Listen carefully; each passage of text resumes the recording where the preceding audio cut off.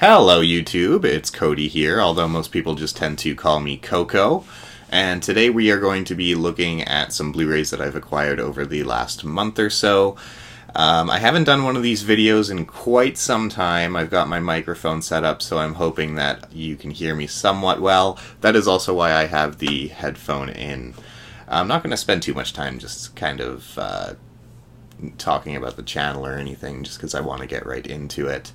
I've got a lot of cool stuff to show you today. I've got a bunch of new releases, and when I say new releases, that's going to be anything that was theatrically released inside of 2018. There are some 2017 titles that just got a release in 2018, so I will probably include those. It's just that there are some releases on here that came out this year, but they're older movies, so those will be in different categories.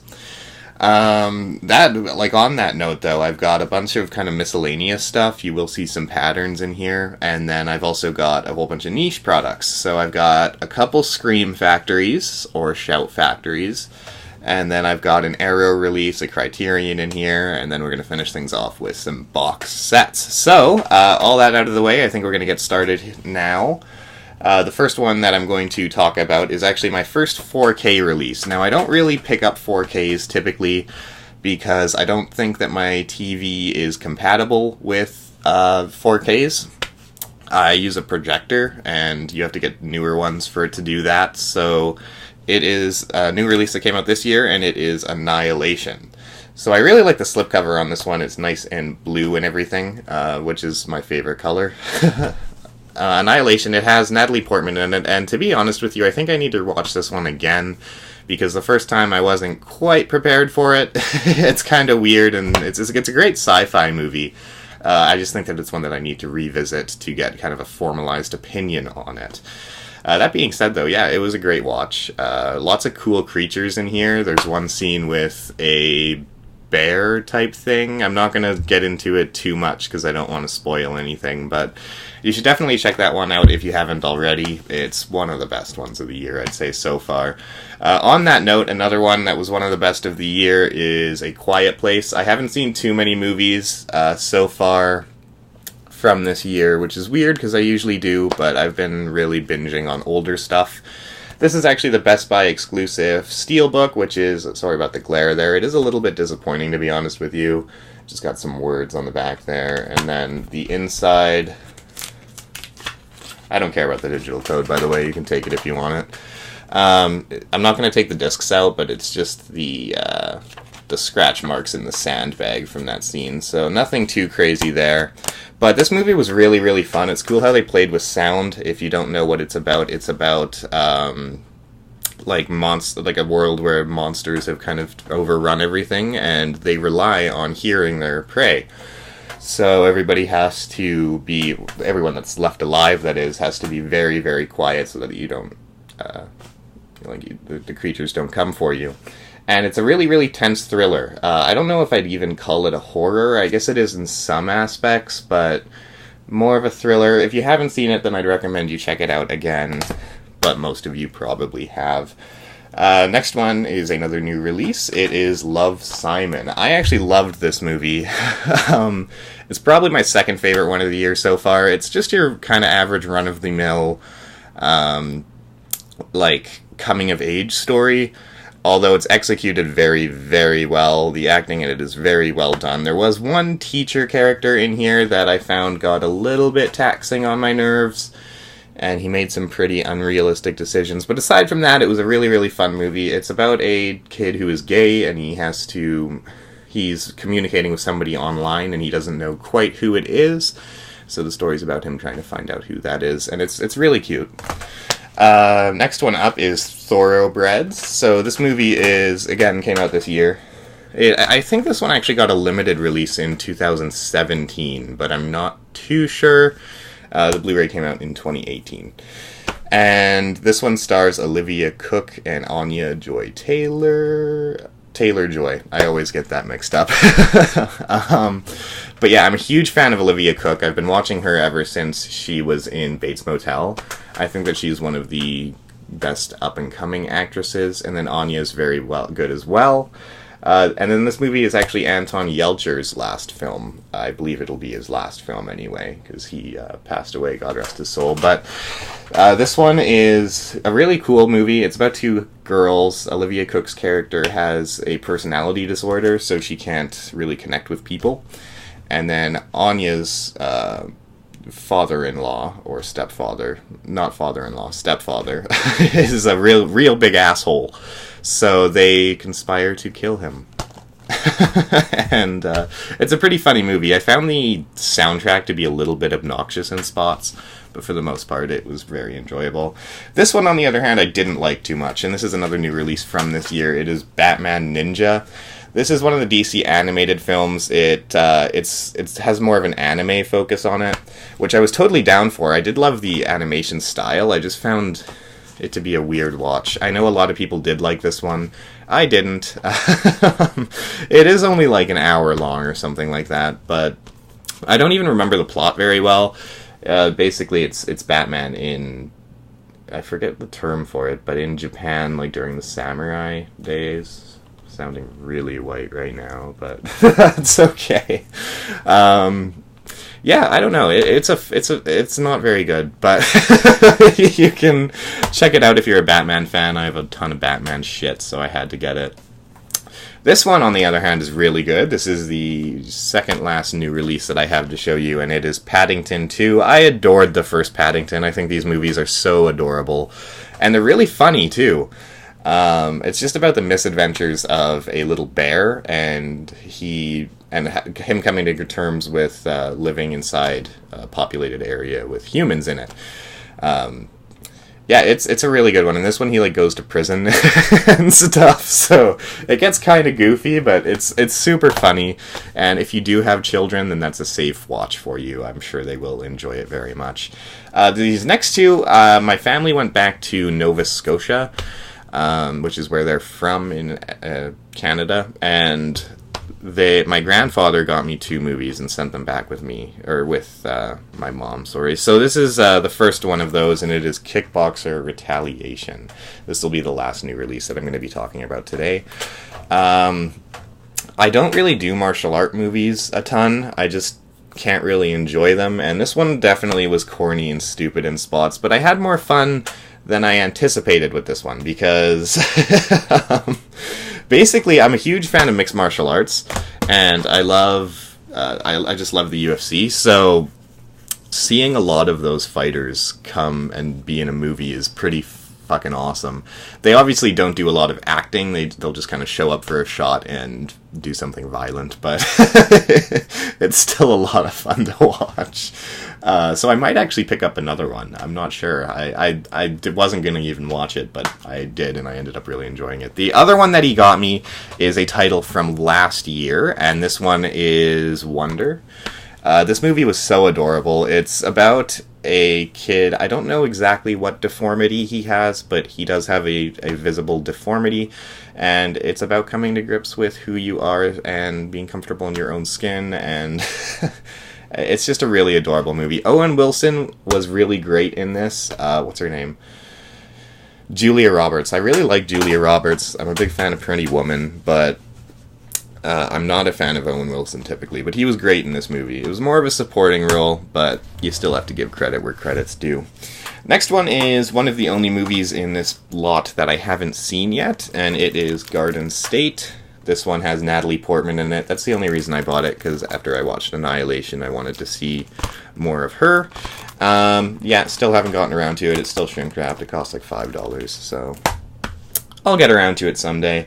Next one is actually, I'll talk about these two in unison. I'm a huge fan of classic cinema. I love older movies, and one of the things that kind of goes with that, is sort of your golden age starlets. And I've got 2 movies with them in here so far. So the first one is going to be Audrey Hepburn, and that is Funny Face.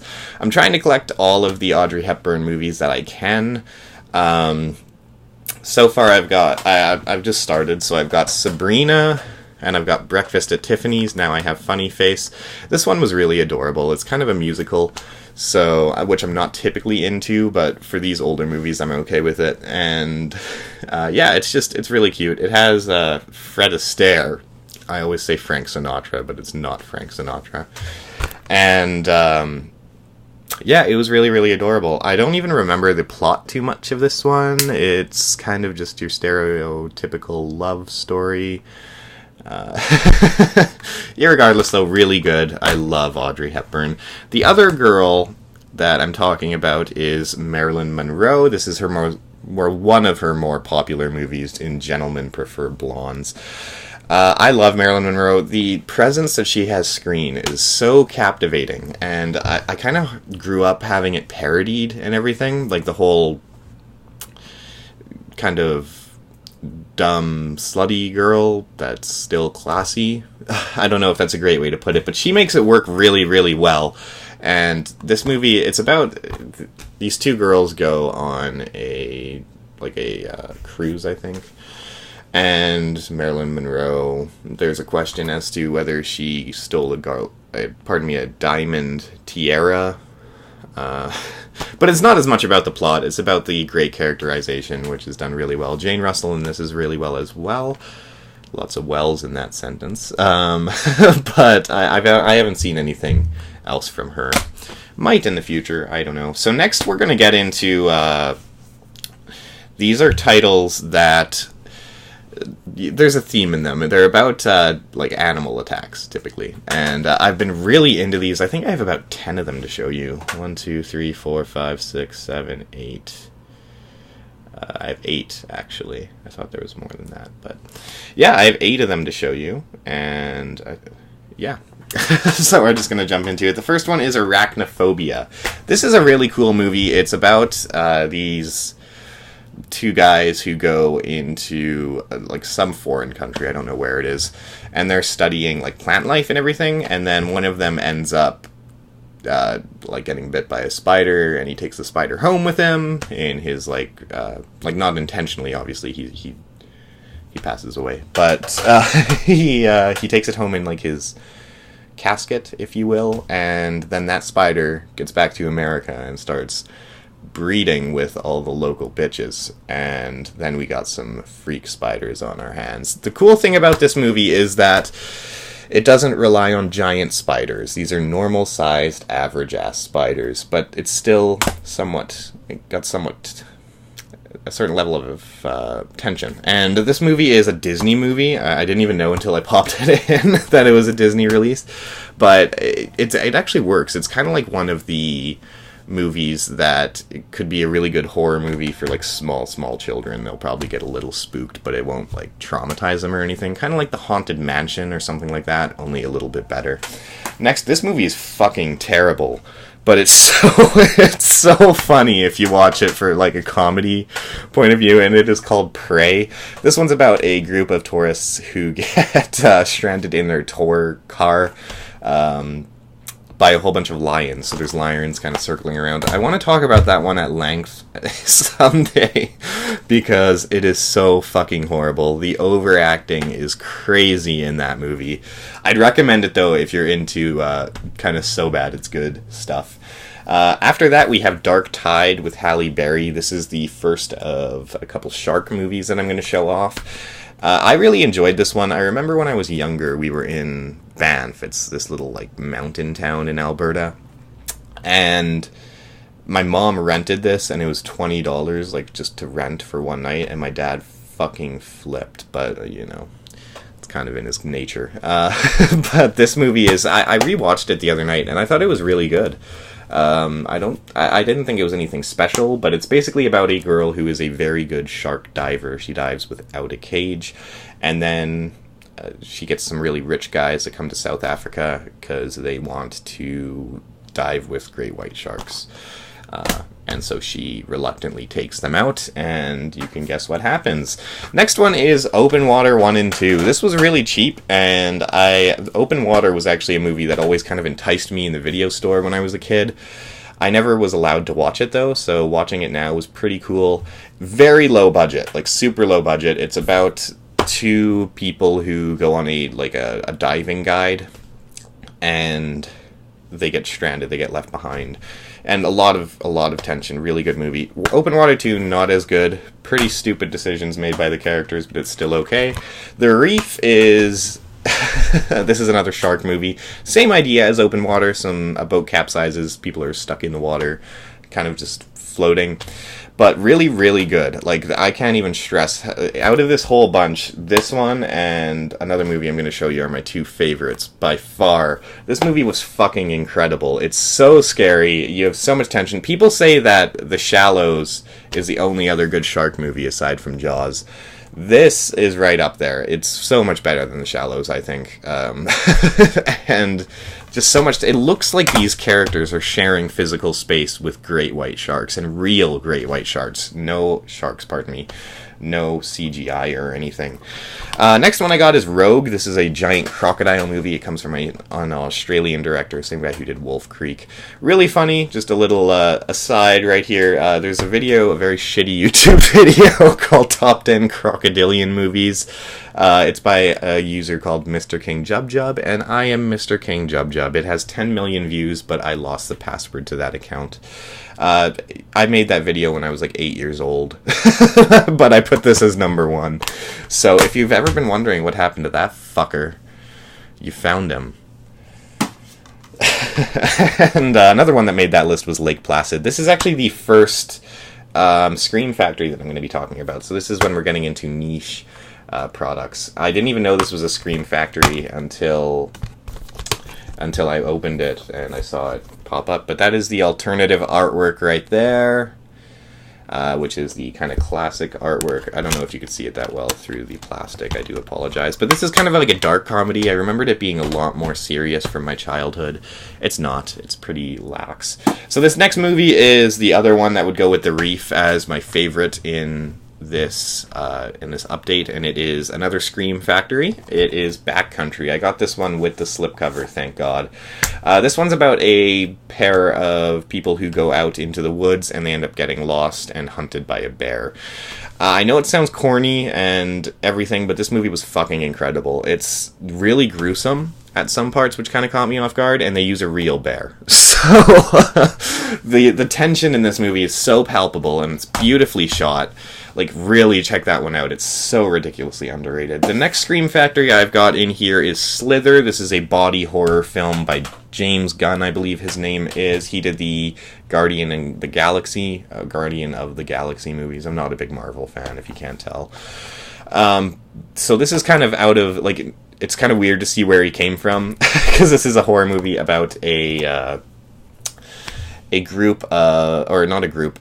alien species that comes to Earth, and they basically just start infecting everybody. One guy turns into this big slug monster. There's a queen and everything.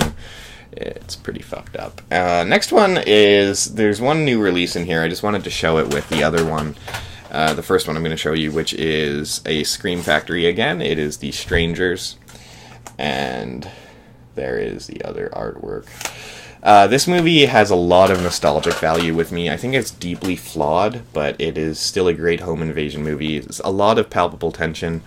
Again, I do believe it's very flawed. Didn't hold up quite as well as I would have liked, but not bad either. And then the other one is The Strangers Prey at Night, which this movie, I remember, again, I watched the first Strangers when it came out. I was probably about 8 years old at that time. Maybe 9 years old, maybe 10 years old. I don't know when it came out exactly. But I was very young, and I remember reading the plot synopsis for the sequel on Wikipedia, and it was this movie. So I've literally been waiting for this movie for a decade. When you take into the fact that I'm 19 years old, that is more than half of my life. So, watching this movie, it was bittersweet. I really enjoyed some of it. I liked how they kicked up the violence and everything, but really stupid characters. Next one I got, we're out of the Scream Factories now. We are in Synapse territory, and this is Suspiria. Everybody and his dog owns this release. Obviously, they put out the really nice steelbook with the slipcover. I wish I would have gotten that one. Didn't. I watched this. I thought it was pretty good. It's my first Argento movie. Kind of like a supernatural witch type thing. Beautifully colored. I love the color in that film, and the cinematography is really good at all. And the actress that is, I don't know what her name is, but her, like, the acting she can do with her eyes is ridiculous. Like, at any point in that movie, you can look into her character's eyes and you can know what she's thinking. Wish I could say the rest for the other actors. They are very good, I find, but she was incredible, and it was a really well-directed film. Next one, this is a Criterion. Again, that was Synapse. This is Criterion. It is another body horror film, one I've been waiting to watch for a long time, and I finally got around to it. It is Videodrome. This one kind of slips out. And it looks kind of cool because it looks like a videotape. I didn't actually care for this movie as much as I thought I was going to. I love Cronenberg's The Fly, so it's kind of why I jumped on this bandwagon, but it was still good. It was okay. A little bit pretentious, I think, in some aspects, but it did predict a lot of stuff, so it is, like, I can understand where it has its place, and it should be respected. Oh boy, this next one. This is an Arrow release. I am so fucking happy that I got this one. These releases are so fucking beautiful, and it is none other than The Last House on the Left. This is the nice box set that I've got here. So it comes with the Blu-ray and the beautiful booklet they do. I love these releases that Arrow has been putting out. They are so fucking gorgeous. I missed Deep Red and Reanimator, unfortunately. I'm gonna get the regular Blu-rays. But if you know what the next Arrow release is going to be that is in, like, a box set like this, I have The Hills Have Eyes, and I have another one, which I'll talk about later.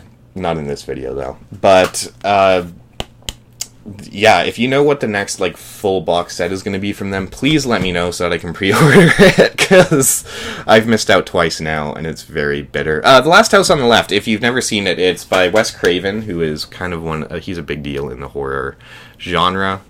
I love Wes Craven. He's fucking great. This is his first feature film. Very low budget, you can tell. Kind of amateur-ish in some aspects, but still really disturbing, and it did a lot for shock horror. So it's one that you should check out if you're a horror fan. The next one that I've got here is Hitchcock. This is a movie, I know this seems kind of random, but it'll make sense in a second here. It stars Anthony Hopkins, and as Alfred Hitchcock, and it's just a biopic on Alfred Hitchcock when he was making Psycho. Pretty good movie. I enjoyed it. I'd recommend it. But this is the reason why I'm showing you now. We're getting into box sets, and this is the Alfred Hitchcock. This is the Ultimate Collection. So this one comes with a bunch of movies. I'll read them off to you. Actually, I don't know if I'll have time to read them off to you. But it comes with a bunch of them in this kind of like book format here. And I've seen most of these. I haven't seen Trouble with Harry, for one. I actually have yet to watch Vertigo. That's probably going to be my next one. I've seen Rear Window and Psycho and all the other classics. But I'm a huge Alfred Hitchcock fan, and I now own most of his films in box set form. I've got the Criterion box set that they put out, and I've got the out-of-print one with the red sleeve. So I'm happy with my Hitchcock collection now. I just do have to finish off watching a couple of those. Now we're getting... Oh, they just fell over. That's fine, though. Now we're getting down to the last two releases. These are two box sets. These are movies that I've been putting off for a long time. I did watch through all of them, though. And they are the Dirty Harry movies with Clint Eastwood. Really, really cool. Lots of very quotable stuff. It's about a cop who's very foul-mouthed and is just a badass. And there's 5 movies in here. Of the 5, I like the first and the last one the best. First one you can't really compete with. It's a phenomenal film. And then the last one is really corny and kind of dumb. It's called The Deadpool, but I thought it was hilarious. You get to see Jim Carrey singing Guns N' Roses. So if that isn't a selling point, I don't know what is, folks. And the last thing that I have to show you from this month is actually a collection, which, again, these movies I should have watched a long time ago, but I never did. I've now seen 3 of them. I haven't seen the 4th one. I'm not all that concerned with watching the 4th one until number 5 comes out, and that is the Indiana Jones collection. This one, again, like the Hitchcock collection, it comes with all the films in this sort of book format. I have no problem with these releases. I know a lot of people don't like them. I think that they're really nice.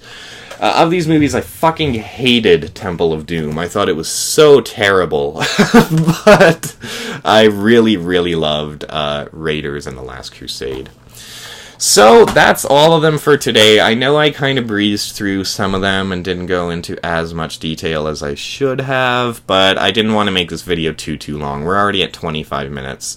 If you have made it to the end, though, I will be doing more of these. I do have plans to start some other type videos, which should be cool. I just don't want to make any promises before... that I can't keep. So, but you will for sure get more of these updates. I'm going to do one next month as well. So if you liked it, maybe subscribe, leave a like. If you didn't like it, then you can always dislike it as well. I don't really care. So this is, so that's the update for this month. Thank you so much, and I will see you in about another month. Hopefully, if I've won you over. I don't know. Could go either way, right? I hope to see you. Bye-bye, YouTube.